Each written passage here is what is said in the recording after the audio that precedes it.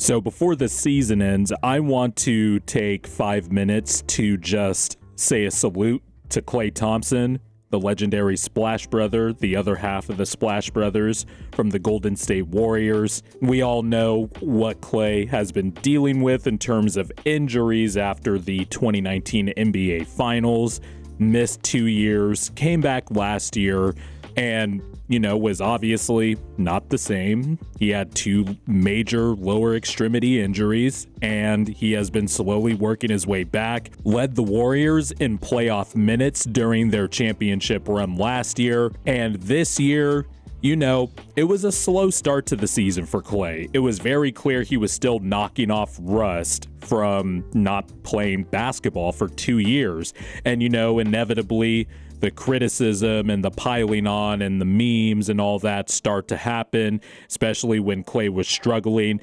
I mean, before January 1st, it was not looking pretty, but people who have watched the Warriors for a long time have watched Klay Thompson or are Klay Thompson fans or Warrior fans also. They knew that just give Klay some time. He didn't have his normal, off-season routine, which is something he has publicly stated and admitted. He didn't have the same off-season routine. He's recovering from not playing basketball for 2 years because he suffered 2 of the more catastrophic injuries you can suffer as a basketball player, tearing the ACL and then subsequently tearing your Achilles. So it was going to take time for Klay Thompson to come back, but that didn't stop the piling on, the questions of, did the Warriors invest too much in Klay Thompson? Is the contract bad? Blah, blah, blah, blah, blah, blah, blah. And since the new year, I haven't heard a single peep about any of that type of criticism. I haven't heard anything because Klay Thompson has showed the fuck out. You'll see up on the screen here, these are Klay's numbers before January 1st, and you can see he struggled across the board. Just under 20 points a game, shot 40% from the field. It was really bad. He clearly,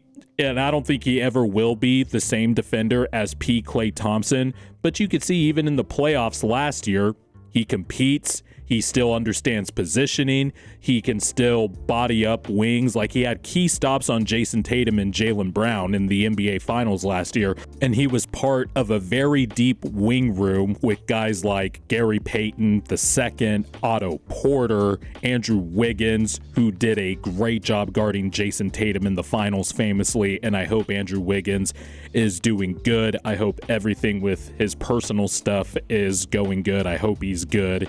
And we can't wait to see him back on the court soon. And Klay Thompson also had a role in defending Jason Tatum and Jaylen Brown really well. He'll never be the same defender, but he still competes. There's still that competitive Klay Thompson that we all know and love. But before January 1st, it was looking bad. Now, I'm somebody, and if people who have been subbed to my channel for a long time know my stance on the Warriors, if the Warriors make the playoffs as a top 6 seed and just make the playoffs outright, I'm picking them to come out of the West, and I'm picking them to repeat. Though my stance on them repeating is kind of wavering a little bit because Milwaukee looks as complete of a team as there is in the NBA, especially after getting Jay Crowder, and especially that the Joe Ingles signing is bearing fruit. And, the Bucks just look like they can mix and match different combinations and all that stuff. But I still got at this point, I still have a Bucks Warriors finals. It's kind of what my preseason prediction was. And for a minute there, I thought Boston was probably looking primed to come out of the East, but with the way the Bucks have been playing, with the way Brook Lopez is defending, with the way Giannis is putting together yet another stellar MVP caliber season, I just can't shake the Bucks. But I was never really concerned about the Warriors. I assumed that they were probably going to have to, recover obviously from the stuff that happened between Draymond Green and Jordan Poole, where Draymond punched his own teammate in the face. And it looks like there might still be some remnants of that, but that doesn't explain why the Warriors have a road record that is comparable to the teams that are in the Victor Wembanyama sweepstakes, and then they are the second best home record in the NBA behind the Denver Nuggets. Doesn't make sense, but you only need to win one road game in every playoff series to win the championship.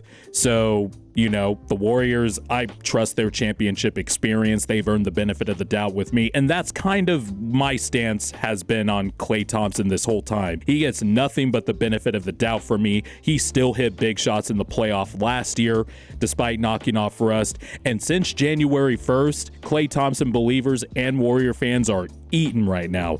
Look at the numbers he has posted since January 1st. Over 25 points per game.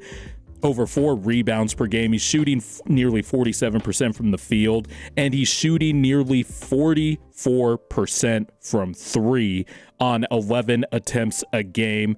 On the season, Klay Thompson is back up to his overall averages because of this run he's been on since January 1st, because the numbers were bad early on before the new year.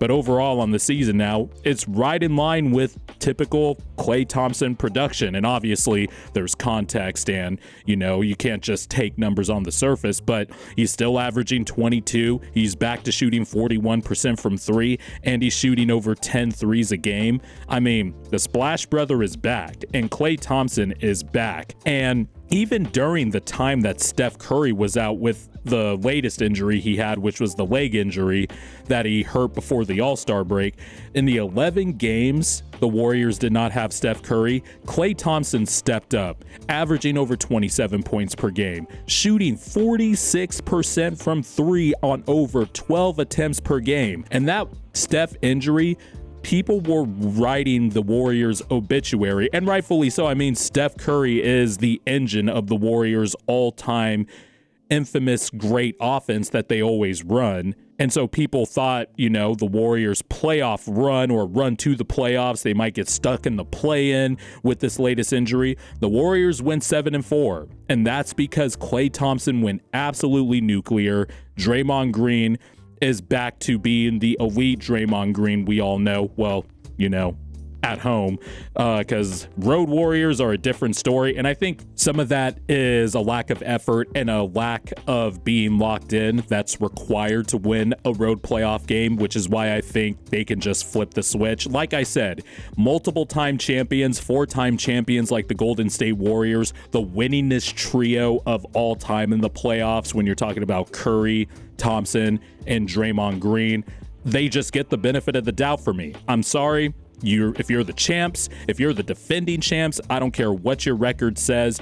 If you make the playoffs, especially when the Warriors have their core 3, I'm not betting against them with anybody in the Western Conference, even if the Suns get Kevin Durant back. Now, if Kevin Durant didn't hurt his ankle and had time to gel with the Suns as they lead into the playoffs, I might be singing a different tune. But with the way things are now, I'm still not picking anybody to beat the Warriors coming out of the West.